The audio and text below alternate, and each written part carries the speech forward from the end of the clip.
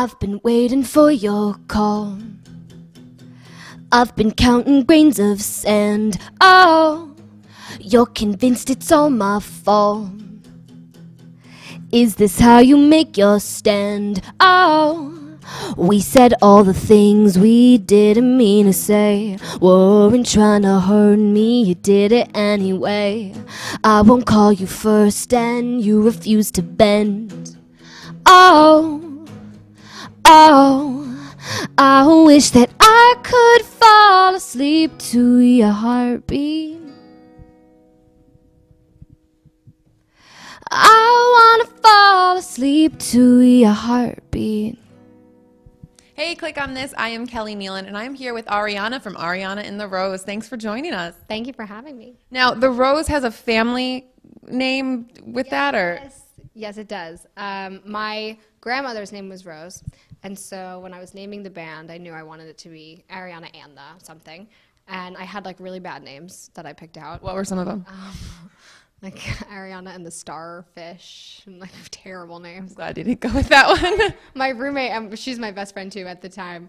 She was like, "What are you doing? You can't do that. That's horrible." And she was like, "My middle name is Rose," and so she said, "Why wouldn't it just be Ariana and the Rose? That's your name." And also, I come from a very big Italian family, so everyone's middle name is Rose, sort of named after my grandma. So that was sort of the thought behind it, that it was just sort of a nod to my family. So it ended up being a little bit easier than you thought. Right, I was overthinking it for sure. And you started in Long Island, but now you live in Manhattan. How did that transition work? Yeah, I grew up in Long Island with my family, and then for high school, I was doing theater, and I was working as an actor in Manhattan. And so I decided that I needed to go to a performing arts school that would let me leave to audition and work. So I moved into the city to do that, and then I haven't left, and I've been here ever since. How old were you? I was 13. Did you move by yourself? No, my mom came with me. I struck up a deal. I was really, what's the word? I was super diligent about explaining to them why it was necessary for me to move. And I think that they sort of didn't know what to say. I was like, I know what school I want to go to. I have a job. I need to be in the city. My parents were like, what are we going to do with her? So my mom and I sort of struck a deal, and she stayed with me during the week, and then I would go home on the weekends.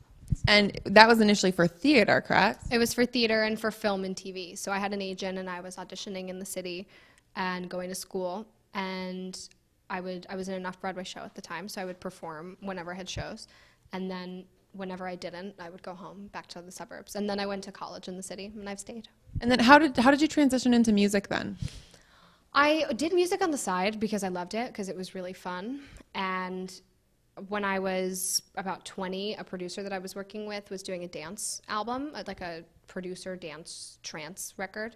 And he said, would you sing on it? And I said, sure. And I asked if I could write some of the melody on it, and I did. And they ended up getting distribution through Universal, and through Universal Records. And they asked me, the label loved it and wanted it to be the single, and this whole thing sort of happened.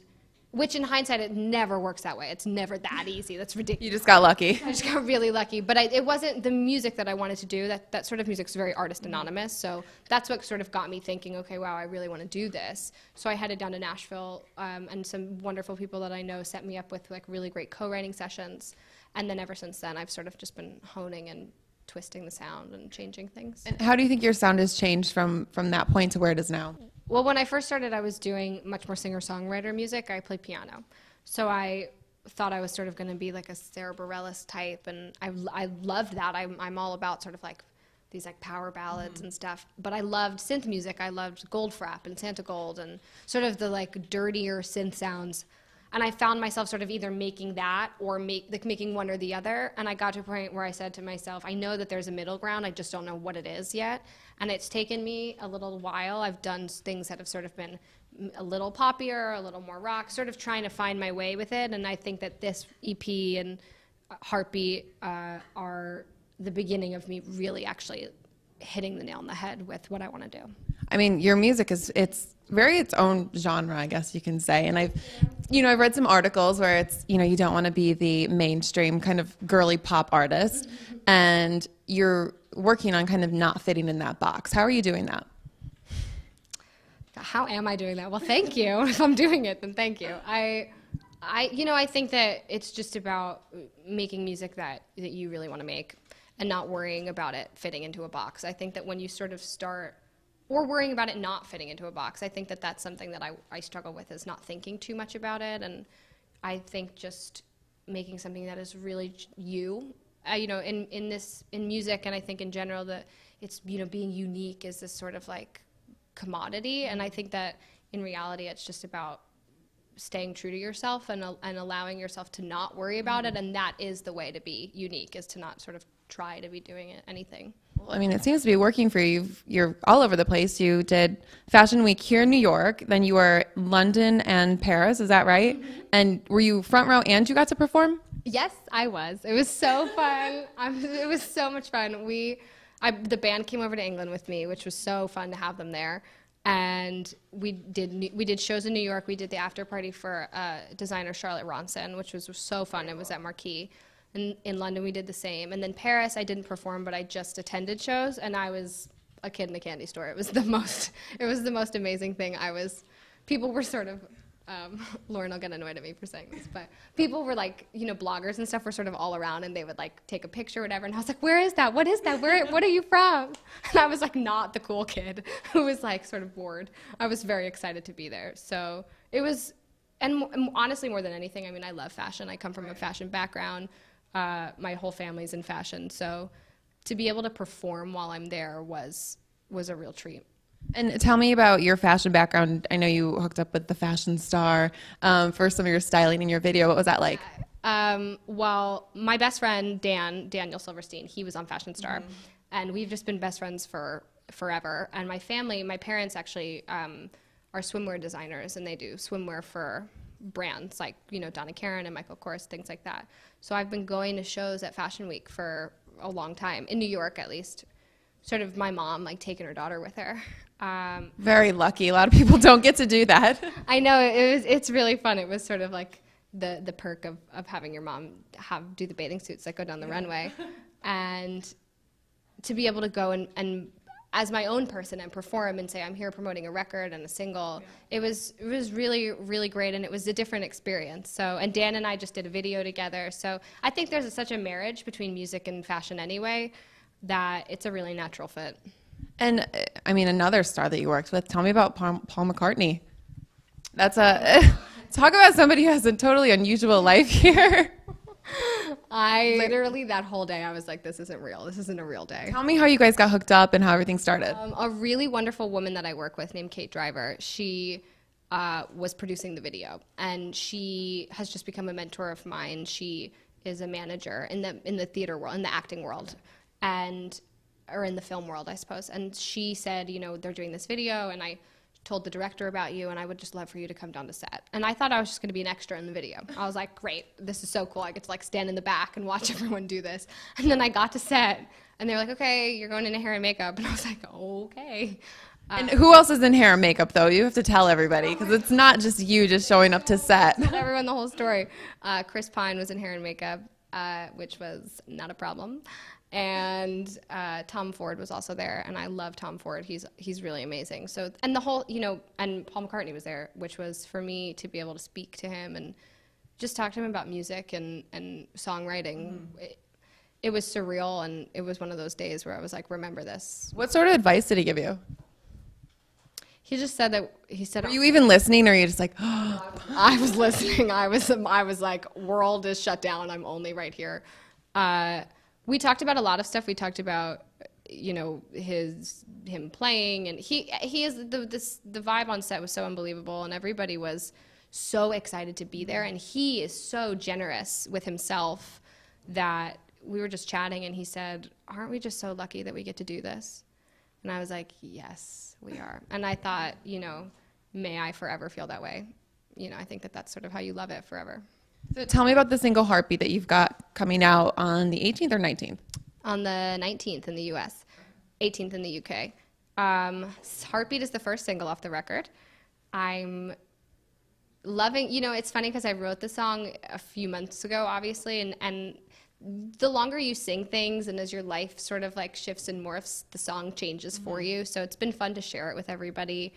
And I wrote the song. It was actually one of the first songs I wrote when I sort of was writing the record, and it was the first time sonically that I was really like getting the sound where I wanted it to be. So I'm really happy that it's ended up being the single. And it started as this happy love song about just wanting to fall asleep, literally on like the chest of someone that you love. And sort of the song shifted and became much more about the struggle of, oh, we're in this fight and I don't want to be. And that moment where you're like, you want to apologize, but your pride won't let you. So. And when you are writing your music, where are you? What's it like for you? What's your process? It's all different. It depends on sort of where I am and what I'm doing. I'm actually in the middle of doing a lot of different co-writing sessions with other writers for my full-length album. And it's been a really different experience actually going into the studio this time as opposed to when I was doing the last EP, because I finally started to find my groove and a sound. So that changes things. When I was first writing, it was very like experimental, let's try anything, which it still is. You always want to change things, but this go around, it's like, okay, this is sort of a style that I'm developing. Let's push that further. Let's experiment within that. And I write, you know, I always start with, it's impossible to write what you're not feeling. I don't think that I could ever write anything I don't truly feel, but I do like to play with stories and sort of take things from my life and then expand on them and maybe change the ending a little bit to how I wish it worked out. And you and Christian, your guitarist, are going to sing for us in a little bit, right? Yes, we are. Now, tell me, you also performed at Lady Gaga's Monster Ball opening, or how did that work? It was, she had after parties. So she did her Monster Ball tour, and she had after parties in every city. And so I performed for the New York after party with a band called the Dirty Pearls. They're a rock band that's very good friends with her, and they were gracious enough to let me open for them. So, and I've worked with them before. So it was at Gramercy Theater. So it was about 600 or 700 people, and her fans are so committed. They are the most unbelievable fans, and they sort of didn't even know much about me at the time, and they love her so much, and the fact that I was even associated with her, they just loved me by proxy. Yeah. They were like, okay, you're with her, we're with you, which I thought was so unbelievable, and what an amazing thing to have people just trust you that much. But the show was great. She wasn't there because she had hurt her hip. Oh, bummer. That literally like 2 days before, and I was so excited. I was like, oh, I told the band, I was like, maybe we're gonna get to meet her. It'll be so cool. And then she hurt her hip, and that was the end of that. So. And people draw a lot of parallels between the two of you, both, you know, upbringing in school and maybe a little bit of sound. Does that put any pressure on you? No, because she's so enormous that it's like not a real thing. Listen, if that ever happens, that'll be totally amazing. But I feel like she's like really forged her own way and created something new within pop. So if I could do that in my own way, that would be great. And where do you see your music going? Everywhere anyone will listen to it. I would love to be a global artist. I think that that's the goal, to really be in as many countries and reach as many people as possible. All right, so you and Christian are going to set something up, and stay tuned, and you guys can hear Heartbeat and hear them sing acoustically. If you let all your feelings fall, then I'll unpack all my bags. Oh, will you surrender if I call? Did we lose the life we had? Oh, I can't take the silence, I keep looking at my phone. We should be together, but instead I'm here alone. I'm ready to wave my whitest flag. Oh, I wish that I could fall asleep to your heartbeat beating, beating. I wanna fall asleep to your heartbeat.